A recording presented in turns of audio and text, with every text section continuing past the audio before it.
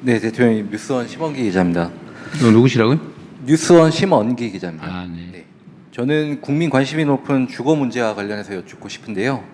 정부가 지난해 2차례 대책을 내놓았지만 서울을 중심으로 집값은 좀처럼 안정되지 않고 있는 듯합니다. 추가 공급 대책이 시급하다는 의견이 많고 정책실장께서는 최근 양도세 보유세를 언급하셔서 그 개편 가능성에도 국민들 관심이 높은데요. 대통령께서는 그동안 시장의 자율성을 강조하며 인위적 개입은 지양해야 한다는 지론을 밝혀오셨지만 서민 집값 안정을 위해선 정부의 직접적 개입이 불가피한 것 아니냐, 필요하다는 의견도 상당히 고심이 크실 것 같습니다. 정부가 이른 시점 혹은 상반기 중에는 부동산 정책의 큰 그림을 제시할 준비를 하고 계신지, 양도세나 보유세 등 세제 전반 개편도 함께 추진할 계획이신지 등에 관해 말씀 주시면 감사하겠습니다. 네, 대한민국의 집값 수준은 일본의 잃어버린 30년이 문제됐을 그 시점의 상황을 향해서 계속 치닫고 있습니다. 아마 아시겠지만 평균적인 노동자들이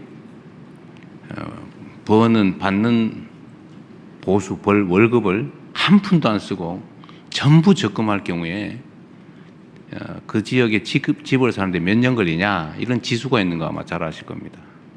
대한민국이 아마 정확한 숫자는 아닌데 15년 동안 하나도 안 먹고 하나도 안 쓰고 다 모아야 결국 평균적인 근로자가 평균적인 집을 살 수 있다, 막 그래 돼 있을 거예요. 엄청나게 집값이 높은 거예요. 여러 가지 요인들이 있겠죠. 대한민국은 투자 자산이 전부 부동산, 거의 대부분이 부동산 아닙니까? 이런 나라도 좀 드물죠. 수도권 집중도가 엄청나게 좀 높죠. 지금도 수도권으로 몰리고 있습니다. 그러니까 당연히 수요 공급의 균형이 무너지고 집값이 상승하게 되는 요인이 되는 것 같아요.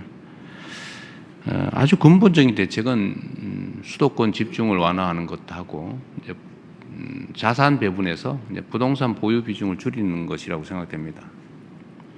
그래서 근본적인 정책 방향을 우리는 이제 금융의 생산적 금융으로의 전환,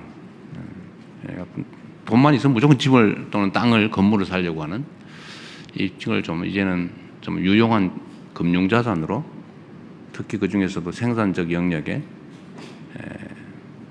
주식 시장으로 이렇게 전환을 하기 위해서 우리가 정책적 노력을 하고 있습니다. 뭐 조금은 효과가 있는 것 같아요. 그리고 또 한 가지는 이제 수도권 집중 완화를 위한 또 국가의 장기 성장 전략으로서 지방 균형 발전, 또 지역에 대한 투자, 또 인구가 서울로 좀 덜 몰리고 또 지방으로 갈 수도 있게 이런 각종 정책들을 하고 있습니다.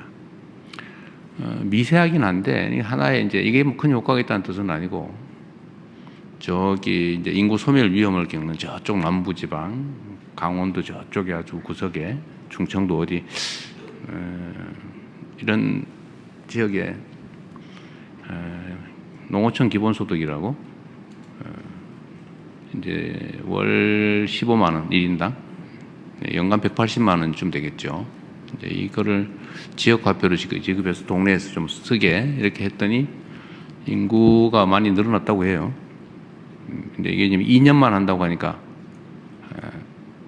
좀 긴가민가, 2년 후에는 어떡하지 이러겠지만, 아마 이게 장기적으로 지속적 정책으로 추진될 경우에는 아마 여러분도 이렇게 한 달에 세 가족이면 45만 원씩을 그냥 지원받을 수 있단 말이야. 부부가 가면 기초연금에다가 농어촌 기본소득 더하면 사는데 지장이 없네, 이렇게 판단되면 여러분도 나중에 많이 지방으로 갈 가능성도 있죠, 그죠? 이제 이렇게 안정적인 제도를 만들면 좀 하여튼 이걸 포함해서 이번에 이제 우리 강력 통합에 대해서 거리가 좀 먼 지역, 이런 지역에 대해서는 뭐 사실은 잘 상상하기 어려운 규모의 재정 지원, 또 권한 배분, 기업 유치, 공기업 우선 이전, 뭐 이런 등등의 아주 압도적 조치들을 하려고 합니다. 이러면 조금씩 효과가 있겠죠. 그러나 이건 아주 근본적인 대책이고, 좀 단기적 대책으로 보면 보통 우리가 생각하는 대로 뭐 공급을 늘리는 방법, 또 수요를 억제시키는 방법. 뭐 이 두 가지 아닙니까? 공급을 늘리는 방법으로는 수도권에 집을 지을 땅을 대대로 확보하거나 재건축, 재개발을 활성화하거나 아니면 뭐 여유부지들의 주택을 추가로 짓거나 하는 거죠. 아마 곧 국토부에서 공급 확대 방안을, 현실적인 공급 확대 방안을 발표할 겁니다. 아마 여러분들은 과거에는 뭐 주택을 뭐 100만 호를 뭐 이런 말씀을 많이 들었을 텐데 최근에 그 얘기를 잘 못 들으실 거예요. 연간 수십만 호가 사라지기도 하고 또 새로 지어지기도 하고 그러죠. 많을 때는. 근데 우리는 이제 그런 추상적 수치보다는 아주 구체적이고 현실적인 수치를 제시하려고 하죠. 그것도 뭐 계획 수준이 아니라 인허가 착공 기준으로. 그래서 곧 공급을 늘리는 방안은 발표할 테니까 조금 기다려봐 주시고요. 두 번째로 이제 공급에는 신축 공급이 있고 이제 뭐 주택을 많이 가지고 있는 사람들이 내놓게 하는 공급책도 있죠. 뭐 그런 방법도 저희가 찾고 있습니다. 이제 수요를 억제시키는 거 말고 이제 저희가 공급을 늘리는 거 말고 수요를 억제시키는 것도 중요한 정책이죠. 예를 들면 내가 이제 먹고 살만해져서 좀 더 넓은 집으로 가야 되겠네.